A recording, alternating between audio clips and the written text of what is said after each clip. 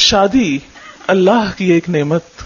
قرآن پاک میں آتا ہے وَمِنْ آيَاتِهِ أَنْ خَلَقَ لَكُم مِّنْ أَنفُسِكُمْ أَزْوَاجًا لِتَسْكُنُوا إِلَيْهَا وَجَعَلَ بَيْنَكُم مَّوَدَّةً وَرَحْمَةً إِنَّ فِي ذَلِكَ لَآيَاتٍ لِقَوْمٍ يَتَفَكَّرُونَ. اس کی قدرت کی نشانیوں میں سے ایک نشانی یہ ہے کہ اس نے تمہارے لیے تمہارے ہی جنس کی عورتیں پیدا کی تاکہ ان کی طرف مائل ہو کر سکون حاصل کرو، اور تم میں محبت اور مہربانی پیدا کی. بلا شبہ اس میں ان لوگوں کے لیے نشانیاں ہیں جو غور و فکر کرتے ہیں.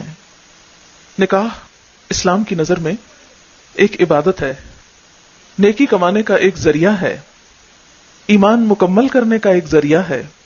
نبی اکرم صلی اللہ علیہ وسلم نے فرمایا بندہ جب نکاح کر لیتا ہے تو اس کا آدھا دین مکمل ہو جاتا ہے. اب باقی ماندہ آدھے دین کے بارے میں اسے اللہ سے ڈرتے رہنا چاہیے. نبی صلی اللہ علیہ وسلم نے فرمایا دنیا ایک متاع ہے، فائدے کی چیز ہے، پونجی ہے، اور دنیا کی سب سے بہترین متاع نیک بیوی ہے.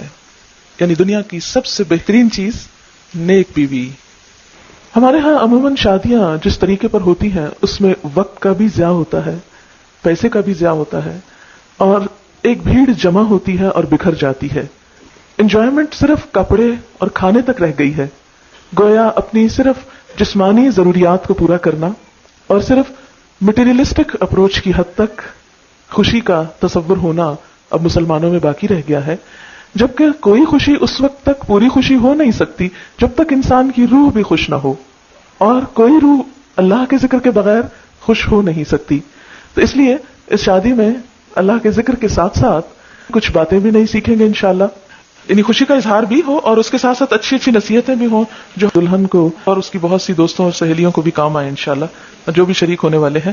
تو ہم شروع کرتے ہیں آج کے اس پروگرام میں. جو اہم حصہ ہے وہ یہ کہ جو لوگ اس تجربے سے گزر چکے ہیں، گزر رہے ہیں، اور انہوں نے اس زندگی میں ایک بہترین کامیابی حاصل کی ہے، یا جن چیزوں سے ان کی ازدواجی زندگی خوشگوار ہوئی ہے، میں چاہوں گی کہ وہ ہمارے ساتھ اس پروگرام میں شریک ہوں اور اپنے ذاتی تجربات کا ذکر کریں تاکہ دوسرے لوگوں کو فائدہ ہو اور ان کی زندگیاں بھی خوشگوار ہو جائیں. سب سے پہلے ایک بیٹی کے لیے سب سے زیادہ جو چیز دعاؤں کا اور دوسرے گھر میں مقام بنانے کا سبب بنتی ہے وہ خدمت ہے. کوئی لڑکی اپنی اچھی شکل سے، اپنے علم سے، اپنے ہنر سے، اپنی دوسری قابلیت سے سسرال کے ہاں جگہ نہیں بنا سکتی جو خدمت سے بنا سکتی ہے. بہت سی بے ہنر لڑکیاں بھی جب اچھے جذبے کے ساتھ خدمت کا ارادہ کرتی ہیں اور کرتی ہیں اور قربانی کرتی ہیں تو بہت دعائیں بھی پاتی ہیں اور بہت خوشحال زندگی بھی. تو یہ خوشحال زندگی کا ایک راز ہے سیکریفائس اور لینے کی بجائے دینے پہ نظر رکھنا. زاہدہ ریڈیو پر کام کرتی رہی ہیں اور انہوں نے ایک ٹاک دی تھی اس بارے میں جو بہت مفید تھی، تو اس سے آپ بھی فائدہ اٹھائیں. السلام علیکم. یہ ایک چھوٹی سی ٹاک تھی جو کہ ایک بچی کا خط آیا تھا، اور اس نے لکھا تھا کہ جی ہم لوگ لڑکیاں شادی سے پہلے تو بہت خواب دیکھتی ہیں کہ شادی ہو، یہ ہوگا وہ ہوگا، زیور پہنیں گے، اچھے جوڑے پہنیں گے، میاں ملے گا، یہ ہے وہ ہے. اور لیکن جب بعد میں عملی زندگی میں قدم رکھا تو پھر پتہ چلا کہ یہ خواب اتنا سہانا نہیں تھا. تلخ حقیقتیں جب سامنے آئیں تو پریشان ہو گئیں. تو انہوں نے کہا کہ آپ ہمیں کوئی اچھی سی نصیحت کریں. تو یہ وہ نصیحت ہے جو میرے والدین نے مجھے کی، کچھ اس میں میرے تجربات شامل ہیں، اور اس کے بعد ایک اور بات بھی کروں گی لیکن اس کو ختم کرنے کے بعد. اب پیارے بچوں بار بار میں پڑھوں گی کیونکہ اس میں نے پیاری بچیوں کا بہت نام لیا ہے. تو کچھ بچی ہیں، کچھ تھوڑی سی زیادہ بڑی ہو گئی ہیں، شادی ہو گئی ہے، لیکن وہ بھی اپنے آپ کو اس وقت بچہ ہی سمجھے. تو پیاری بچیوں سنو، والدین اپنے بچوں، خاص طور پر بچیوں کی شادی کے لیے بہت فکر مند رہتے ہیں.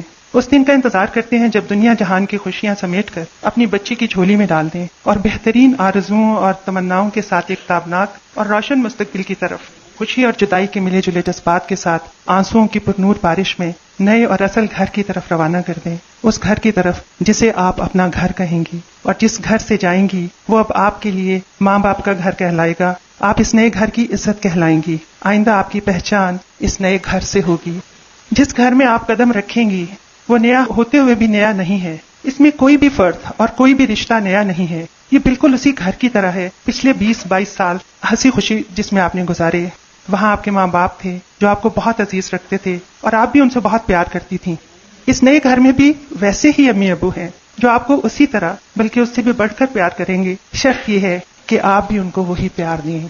پچھلے گھر میں آپ کے بھائی بہن تھے جو آپ پر جان نچھاور کرتے تھے اور آپ بھی ہردم ان کے آرام و سہولت کا خیال رکھتی تھیں. اس نئے اچلے گھر میں بھی آپ کو ایسے ہی بھائی بہن ملیں گے جو آپ کے پیار و محبت کے جواب میں زیادہ پیار و محبت دیں گے. پچھلے گھر میں تمام عزیز رشتہ دار آپ کی خواہشوں کا احترام کرتے تھے کیونکہ آپ اپنی شعوری کوشش کرتی تھیں کہ آپ ان کو کسی قسم کی شکایت کا موقع نہ دیں. اب اس گھر میں بھی اسی طرح کے عزیز رشتہ دار آپ کی راہ دیکھ رہے ہیں اور آپ کو اجلے سہانے ماحول میں ہنسی خوشی خوش آمدید کہنا چاہتے ہیں. تو پیاری بچیوں، اس مختصر سے مقابلے سے آپ کو احساس ہو گیا ہوگا کہ